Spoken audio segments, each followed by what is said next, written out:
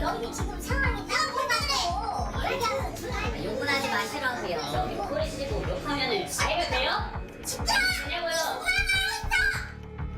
악성 민원 연평균 4만 6천여 건, 폭언과 폭행, 신변 위협, 기물 파손 등 공무원에 대한 민원인들의 도를 넘는 행태가 잇따르고 있습니다.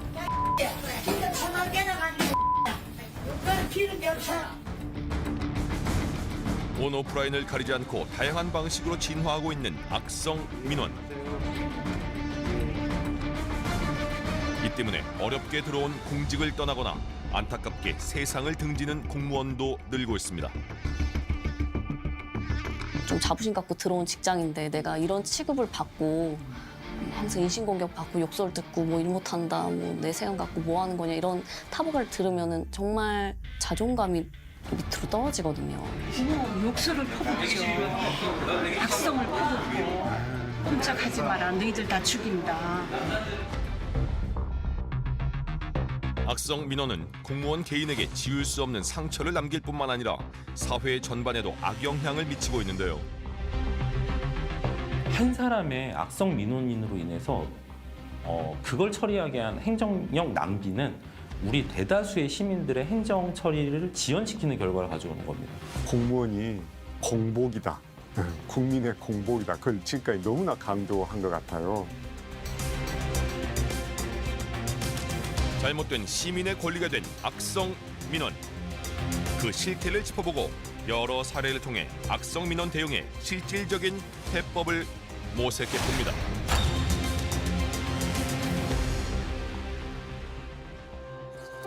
더 이상 죽을 수 없다. 악성 민원 대책 즉각 마련하라. 지난 4월 29일 서울시청역 앞에 검은색 옷차림을 한 공무원 1000여 명이 모였습니다. 악성 민원에 희생된 공무원들을 추모하고 대책 마련을 촉구하기 위해서입니다. 집회에서는 목숨을 버리는 동료가 계속 늘고 있는데도 변한 게 없는 민원 현장에 대한 성토가 이어졌습니다. 불법적인 악성 민원이 왔을 때 우리에게 정답은 죽거나 휴직하거나 면직하거나 이 방법밖에 없습니까? 말투가 마음에 안 든다고 지적하는 것부터 시작해서 규정이 마음에 안 들면 육두문자는 기본에 언제는 지팡이로 맞을 뻔한 적도 있었습니다. 왜 공무원들이 이렇게 악성민원에 시달리고 국민들한테 폭언과 폭행을 당하면서까지 말 한마디 못하고 있어야 되느냐, 친절만 강요하지 않았느냐, 이제는 악성민원에 시달리지 않는 그런 일터를 만들어 달라는 현장의 목소리입니다. 양대 공무원 노조의 공동 집회 개최는 지난 3월 초 김포시 30대 공무원의 사망 사건에서 비롯됐는데요. 공무원으로 임용된 지 1년 6개월 만에 자신의 차에서 숨진 채 발견돼 공직 사회에 큰 충격을 주었습니다. 평소에 이제 말도 이렇게 명랑하고 밝고 힘들면 힘들다, 아우 그냥 힘들어 죽겠어, 아우 그냥 이거 뭐 이러면서 자기 표출도 하고, 그러니까 완전 내성적이질 않았어요. 이렇게 표출도 하고 해서 그냥 잘 그래도 해나가는구나 라는 생각을 했지. 고인이 맡은 업무는 도로 관리와 보수. 2월 29일 김포시 한 도로에서 진행된 도로 파임 보수 공사로 차량 정체가 빚어지자 항의성 민원이 유독 많이 발생했는데요. 처음에 댓글 단 거죠. 이름과 연락처를 불특정 다수에 공개해 비난과 협박 등을 유도하는 이른바 좌표 찍기를 당한 것이었습니다. 그분 퇴근하셨더군요.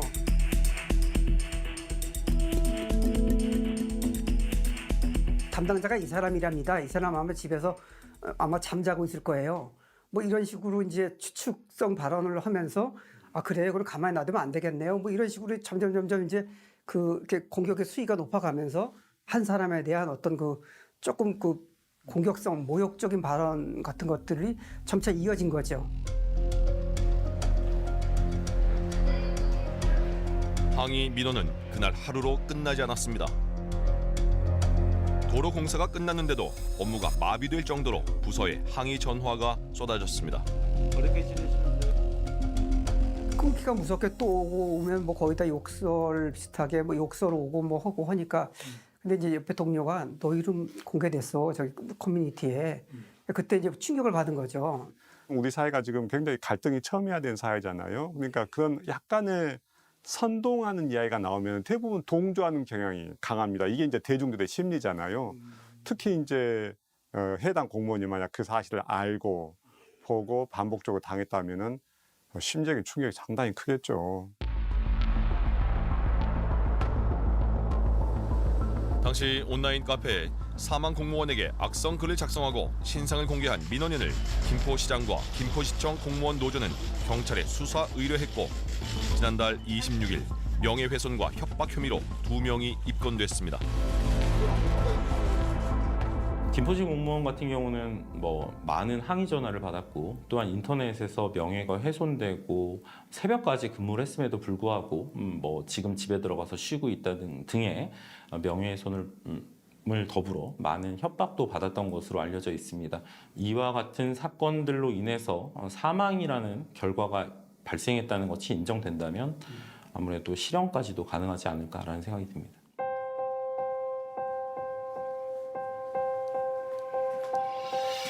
올해 1월 민원인에게 큰 변을 당한 파주시청 공무원을 만났습니다.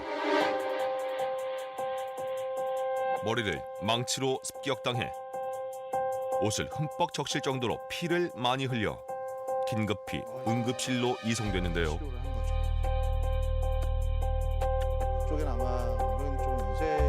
민원인은 주거지 인근에 있는 공장들로 인해 악취에 시달리고 있다며 수년 전부터 민원을 제기했습니다. 초기에는 관련돼서 냄새가 악취가 심하게 났던 건 사실이고요. 그래서 그거 이제 검사하고 경기도 예산 받아가지고 저 공장들이 그런 저감 시설들을 달았죠. 파주시에서 적절한 대책을 마련해 불편을 해소했지만 민원인은 이주 대책 마련과 금전적 보상 등을 계속 요구했는데요. 불만을 품은 민원인을 뒤로 하고 운전석에 앉는 순간 민원인이 숨겨온 망치를 휘둘렀습니다. 휘두르니까 망치를 잡고 실갱이를 하다 보니 이제 이런 데다 이제 긁은 거고, 예, 안쪽에서도 다 긁혔고, 이 상태에서 그 사람이 문을 열려고 시도했는데 잠겨 있는 상태였다가, 그러니까 제가 이 망치를 놓는 것도 위험하고, 그렇죠. 안 놓는 것도 위험하고, 또 놓은 다음에 차 가지고 출발할 수 있는 것도 아니고, 그러다 보니까 망치를 문 열고 나가면서 이제 이렇게 해서 이 상태로 한번 섰다가 이제 망치를 놓고 그다음에 확 이제 열어가지고 밀어 제끼고 그 다음에 이제 내려가지고 대치 상태가 된 거죠. 박소통과는 머리 두 곳이 파열되는 전치 2주의 상해를 입었습니다. 다친 건 몸뿐만이 아니었습니다. 하염없이 친절할 수는 없죠. 이제 부담스럽죠. 망치를 휘두른다는 전제에서 민원인을 만날 수는 없잖아요. 그럼 이게 친절할 수 없죠. 저 사람이 어떻게 할지 모르는데. 그럼 그렇게 방어적으로 하다 보면 그럼 나갈 설명도 못 나가는 거죠. 그러니까 그거에 대한 두려움은 확실히 있습니다. 박소통과는 악성 민원인으로부터 공무원을 보호할 수 있는 법적 조치가 너무 미비한 현실을 지적했는데요.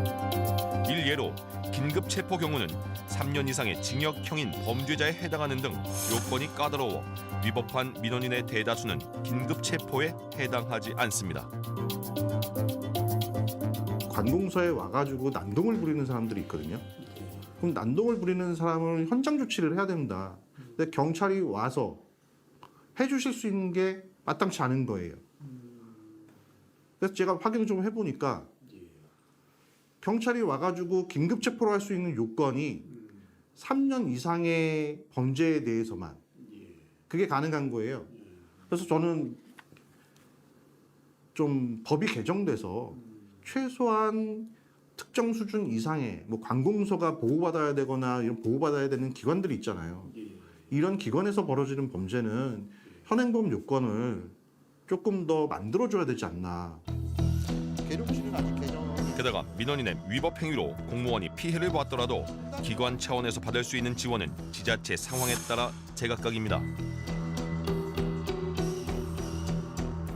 파주시 같은 경우는 개인적으로 이제 고소고발을 당하거나 해야 될 경우도 있는데 저처럼 이런 경우에 이제 법률 지원 비용을 다 이제 지원을 해주고 있어요. 근데 이렇게 바뀐 게 사실은 전체적으로 보면 전국적으로 몇 군데 지자체가 안 됩니다. 결국 이 얘기는 피해 공무원이 내가 내 사비를 들여서 아니면 나의 결정에 의해서 법적 조치를 진행해야 된다는 걸 의미하는 건데 사실은 공무원들 입장에서 개인이 악의적인 민원인, 상당히 무서운 사람을 상대로 법적 조치를 진행한다는 것 자체가 굉장히 두려울 수밖에 없겠죠. 그래서 포기하는 경우가 많습니다. 갈수록 도를 넘는 악성 민원인들의 위법 행위. 이 쓰레기한테 상상 못할 말도 못한 것들. 내가 먼저 죽으면 이 조상 귀신들부터 찾아가서 민원 담당 공무원들은 육체적, 정신적 위협과 고통에 시달리고 있는데요.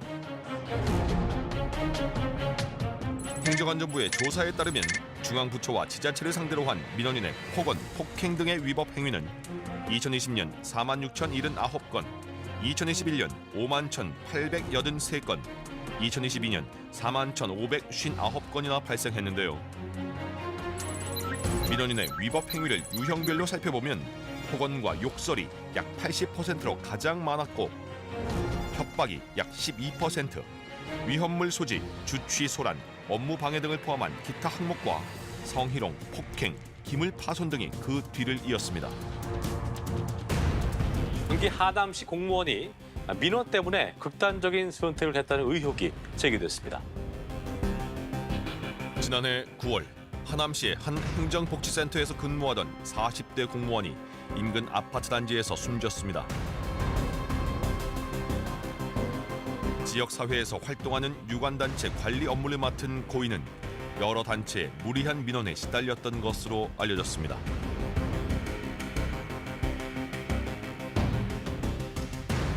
행사 준비 과정에서 보았을 때 이제 뭐 준비한 자체가 뭐 예산 한도를 넘어서 뭐 3일에 무리한 이제 행사 요구를 한다거나 체육 대회는 또 이제 준비하는 과정에서 유관 단체가 자체적으로 행사를 다 준비를 했어야 되는데 그것 또한 공무원들한테 실무가 전가됐던 거죠. 예를 들어서 선수를 모집한다는 것이라거나 아니면 선수를 모집하고 나서 뭐 단복이나 뭐 신발 사이즈 이런 거를 조사한다거나 주문한다거나 사실 그런 것들은 공무원이 해야 될 일은 아니거든요.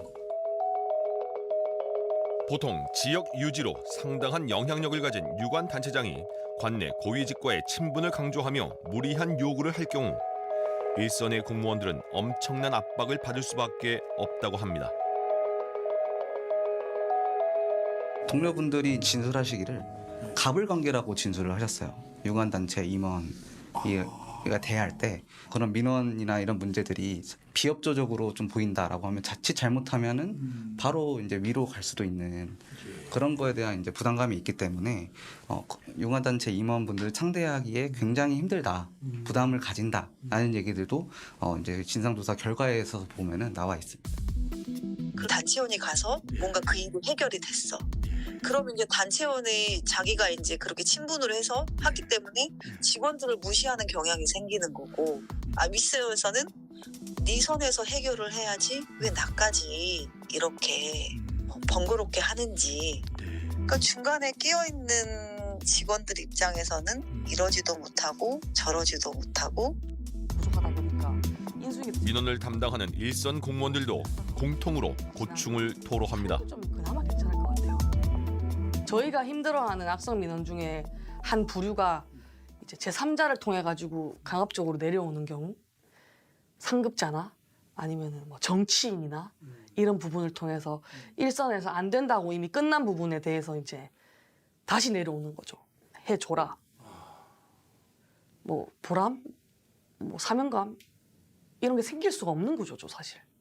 직능 단체 주변에 지역 유지라든지 이런 분들이 아는 뭐 인맥 구의원이라든지 뭐 이런 좀 높은 직급의 분들이라든지 이런 분들에게 전화를 해가지고 업무 처리를 지시하는 경우도 있어요.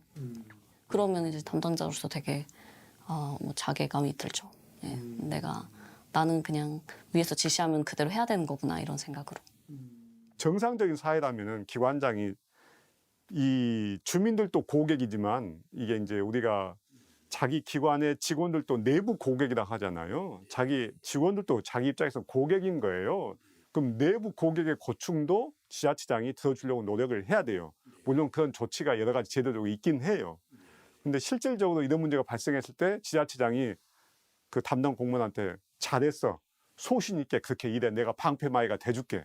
이런 말을 해야 되는데 그렇게 이야기하기보다는 주민들한테 큰 문제가 발생하지 않도록 잘 알아서 처리해 주길 바란다는 분위기가 훨씬 더 강한 경우가 많거든요.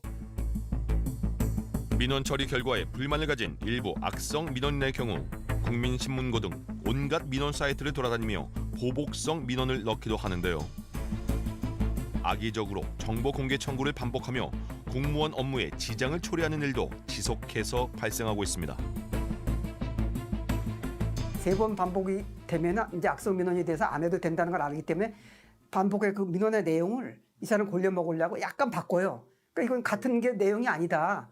그럼 계속해서 이 사람은 그 국민신문고에다 답변 달기 바쁜 거예요. 그런 식으로 해가지고 공무원들을 이렇게 좀 괴롭히는 그런 사람도 있는 거죠. 민원 입장에서는 한 번만 민원서 써놓으면 작성을 해놓으면 언제든지 이게 인터넷으로 내기는 너무 뭐 그냥 복사해서 내면 되고 프린터에서도 내면 되고 그래서 이런 걸 보통 악성 민원이라고 하죠. 장기간에 해결할 수 없는데 자신의 목적이 달성될 때까지. 지자체들은 직원 보호 대책 마련을 서두르고 있는데요. 일부 지자체는 홈페이지에 공개했던 직원의 신상 정보를 비공개로 전환했고 민원인의 폭언, 폭행 등에 대비해 정기적으로 악성 민원 대응 모의 훈련을 진행하고 있습니다. 저 직원이 일을 똑바로 안 하잖아. 지 주치 같은 소리 하네. 당신 뭐 하는 사람이야?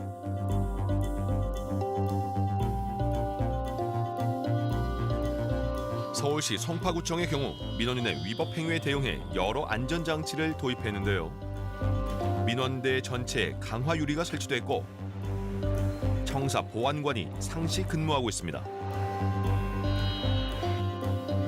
그리고 민원인을 응대하는 직원들은 영상과 음성이 녹화되는 소형 보디캠인 영상 기록 장치를 착용하고 근무합니다.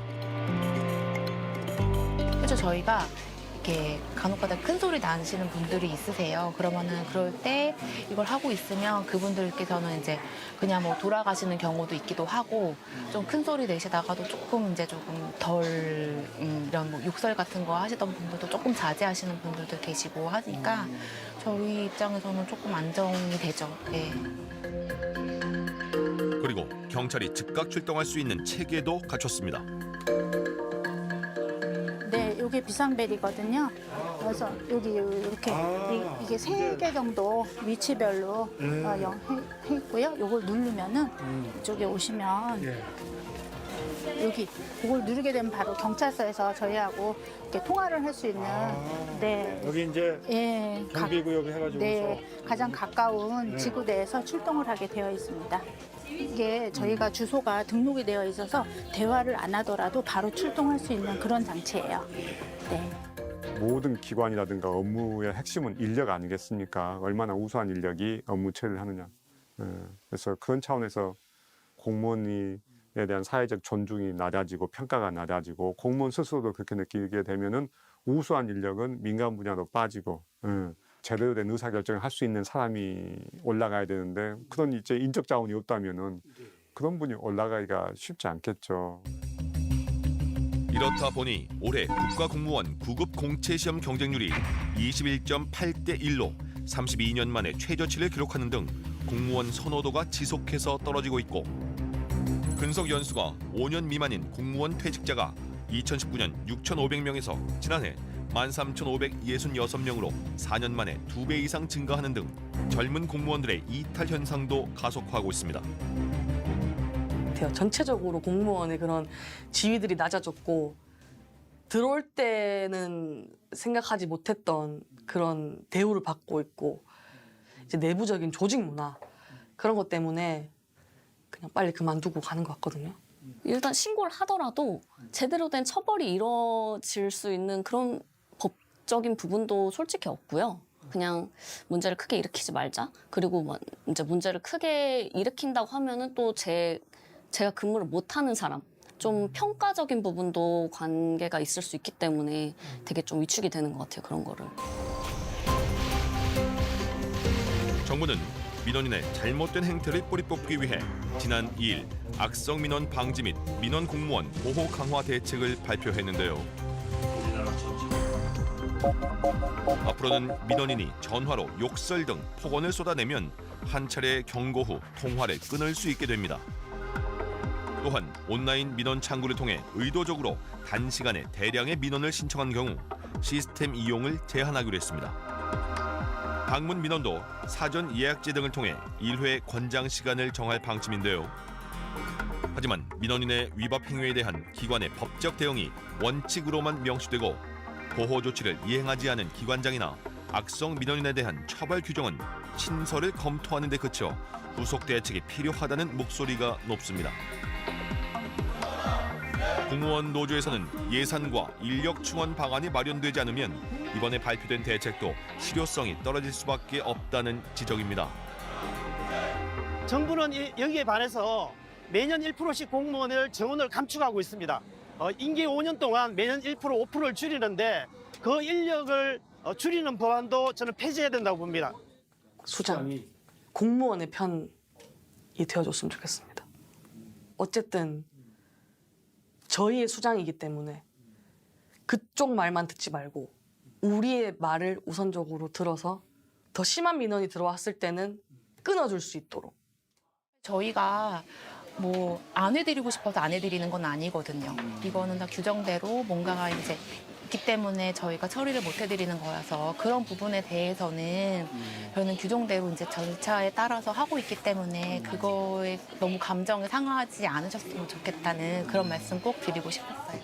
공무원 선생님이 힘든 것이 그러니까 너무 그 모든 것을 혼자 다 해결하려고 하지 마시고 옆에 동료 그다음에 상사에게 이야기해서 다른 방도를 찾아보시고 그래도 힘드시면 이야기해서 휴가라든가 어떤 휴식이라든가 좀 힐링하는 시간을 찾으려고 요청하시고 또 노력하시라. 현재는 그 방법이 최고인 것 같습니다. 매년 반복되는 민원 공무원들의 비극을 막기 위해 정부가 보다 강력한 법과 제도를 마련하고 이를 기반으로 우리 사회의 공무원과 민원인이 서로를 존중하는 성숙한 시민 의식이 뿌리내리길 기대합니다.